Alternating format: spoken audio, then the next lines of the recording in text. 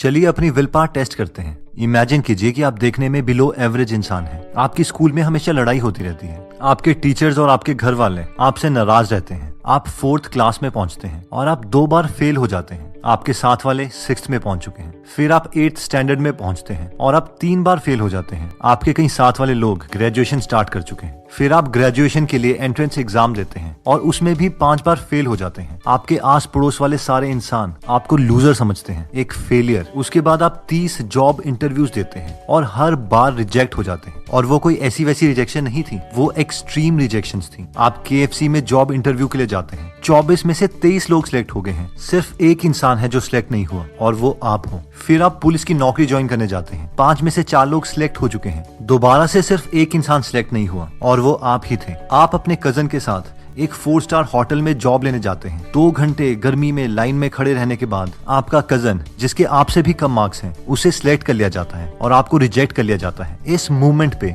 इतने फेलियर्स के बाद हम में से मैक्सिमम लोग क्विट कर देंगे कि यार मुझसे अब और फेलियर सहन नहीं होते, मुझे लाइफ में और कुछ नहीं करना, आई क्विट।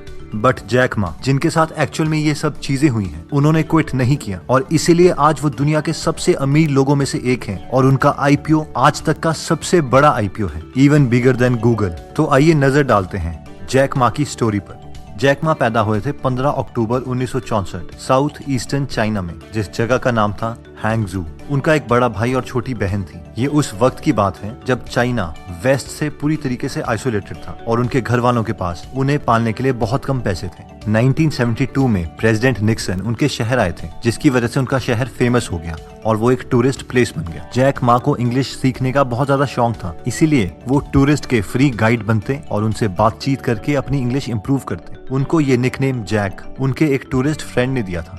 बहुत सारे फेलियर्स के बाद 1988 में जैक मा अपने शहर की सबसे कम फेमस यूनिवर्सिटी से पास हुए। उसके बाद वो 30 से ज्यादा जॉब्स में रिजेक्ट हो गए और फाइनली एक लोकल यूनिवर्सिटी में as an English teacher $12 per month की सैलरी में जॉब ज्वाइन कर ली। 1995 में जब पहली बार वो US गए तो वहाँ पर उन्होंने पहली बार इंटरनेट के बारे में सुना, जिसको देखकर वो बहुत ज्यादा इंप्रेस हो गए। वहाँ पर उनके दोस्त ने उन्हें कंप्यूटर पर कुछ भी सर्च करने के लिए कहा, लेकिन वो कंप्यूटर को टच करने से भी डर रहे थे। बहुत कन्विंस करने के बाद जैक मा ने इंटरनेट पर बियर शब्द सर्च किया। वहाँ पर उन्होंने देखा कि बियर शब्द से रिलेटेड हर देश का डेटा वहाँ पर अवेलेबल था, पर चाइना का कोई डेटा अवेलेबल नहीं था। जैक मा इंटरनेट से बहुत ज्यादा इंप्रेस हो गए थे और उन्होंने सोचा वो अपने देश के हर मिडिल क्लास बिजनेस को इंटरनेट से कनेक्ट कर देंगे। वो अपने देश चाइना गए और वहाँ पर एक वेबसाइट खोली जिसका नाम था चाइना पेजेस। इसका काम था बाकी मिडिल क्लास बिजनेसेस के लिए वेबसाइट्स क्रिएट करना, लेकिन कोई इन्वेस्टमेंट ना आने के बाद थोड़े सालों के बाद उन्हें ये भी बंद करनी पड़ी।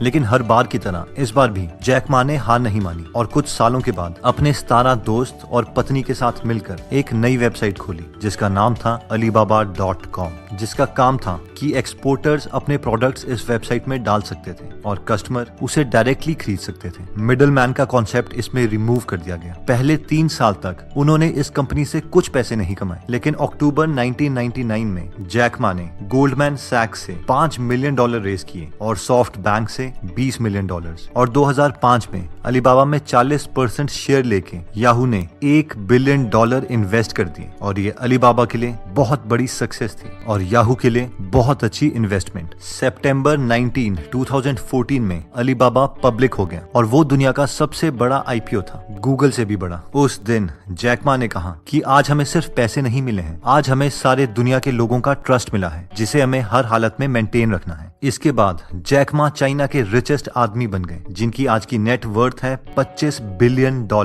दोस्तों, हम लोगों के साथ भी ऐसी बहुत सारी डिफिकल्टीज आती हैं, फेलियर्स आते हैं। तो अगर आपके साथ भी ऐसे फेलियर्स हुए हैं तो कमेंट सेक्शन में लिख के आप बाकी गिगलर्स को बता सकते हैं और साथ में अपने से ये भी प्रॉमिस कीजिए कि आप कभी कभी कभी और कभी भी क्विट नहीं करेंगे। जैक मा की एक बहुत फेमस वर्डिंग है जो मुझे अच्छी लगती है। उन्होंने एक बार कहा था कि आज बुरा है, कल उससे भी ज्यादा बुरा होगा, लेकिन परसों आपकी जीत होगी। मैं उम्मीद करता हूँ आपके साथ भी ऐसा ही होगा।